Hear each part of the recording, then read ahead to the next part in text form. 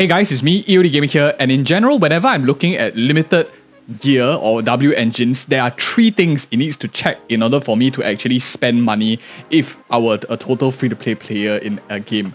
The first, number one rule is this signature has to be significantly better than the alternatives. 2, it must be versatile and can be used by a lot of other characters as well. And 3, there are few other competition in the game, or it's special and such that it brings out a new category altogether. It is 80 pools, it's basically almost one entire character. A character has much better playstyle. This is basically just stat stick, right? It's just bigger numbers, nicer numbers, which is very different. Different people might like it. But first thing, let's touch on this signature like cone itself. What do I think about it? A quick summary or overview. I'm not gonna bother about going into like additional copies, just base copy here. It has higher base attack than all the other S ranks in the game. It has 3% higher impact percentage, if I'm not wrong, or same as the S rank, 3% higher than A ranks, and same as the other S ranks. Base attack is higher than S ranks, much higher than A ranks as well. So that is for the base stats and advanced stats. Now this wall of text here basically just says when you are attacking, when you do a basic attack, which Qingyi does quite well, you have to basic attack 30 times, and then you will get the max stacks of 21% impact increase that lasts for 8 seconds. So it has a very short rotation. Your rotation wants to be as short as you can, of 8 seconds duration, and you want to at least get 15 stacks. So it's not as if you can just like do 5 and then hop off. So it's just a little bit. You want to get the 15 stacks, which means you need this character to be on field for at least a little bit of a while. So 15 stacks here, you then buff your whole team's damage by 20% for 10 seconds. Now this is very juicy for any character that can proc this effect very well. Of course, Qingyi does everything basic attacks, and it's very good for her.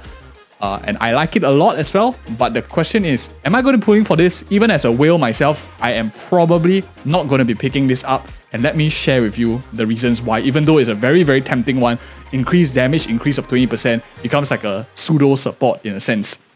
The first reason actually is a hint of how they are planning to build their characters in future.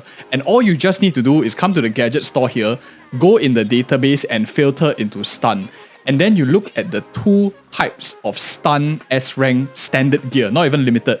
You can actually tell that there's a difference in how the game is going to be. The first one, the restrain, gives you impact or days increase if you are basic attacking, damage increase if you are basic attacking. So it's very similar to the likes of Qingyi, Lycan kind of playstyle, stun characters on the lines of the restrain. Now if you go on to the other side of things, the Hellfire gears here, this tells me that there are going to be other characters in the game that scales a little bit differently from what the Ice Jade Teapot is. So as you can see here, this one is more of an off-field stun character where you have energy regen if you're off-field. If you use EX special attack, which is what energy regen is for, you get impact increase. So that tells me 2 things. You will have one kind of stun that is on field, whacking basic attacks. A second type of stun DPS where you are off field, come in, special attack, stun the character, get out, which has very low field time.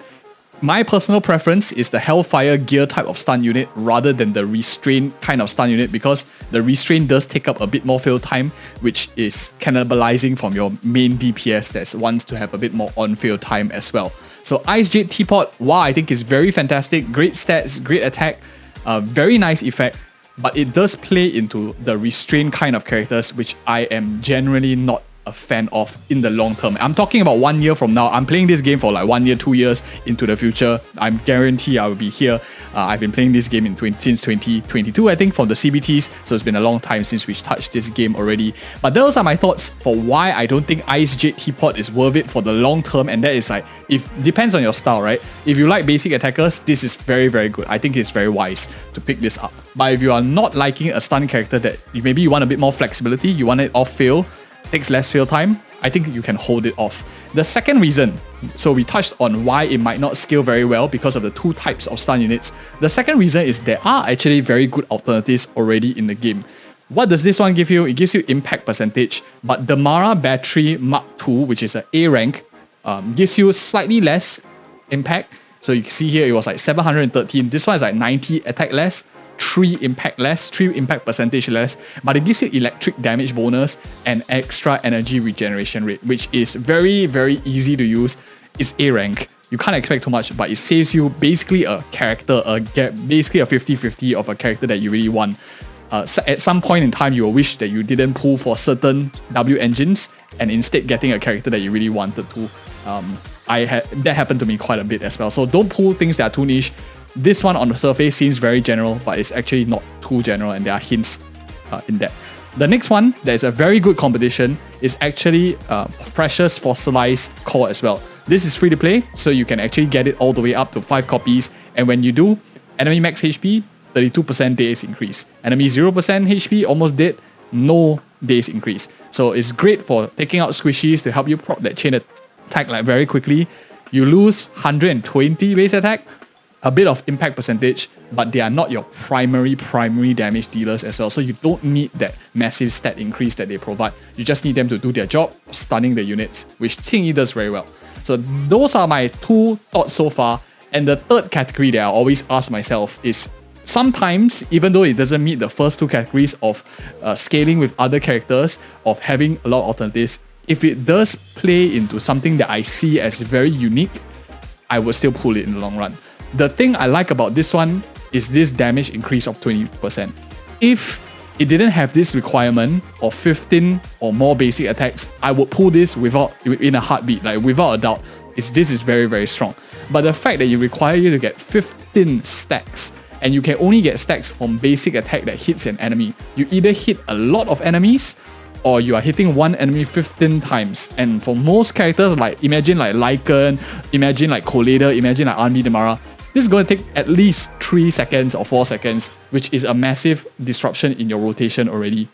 4 seconds out of a 10 seconds rotation, you're taking like 40% of the rotation for your stun character to build up stacks 20%. That is very significant in my opinion. So that is why I think that even though this last part is very attractive, the stats and everything is all very good, it's very restrictive criteria, just makes me not want to pull it. But at the end of the day, I think it's still a very strong one. If your wallets are like way bigger than mine, I think it's very, very strong. It gives you a lot more, especially for a character like Qingyi. Just that in the long run, the RW engines will be moved around your team. You won't have enough money to pull for everything, I guess, for most people.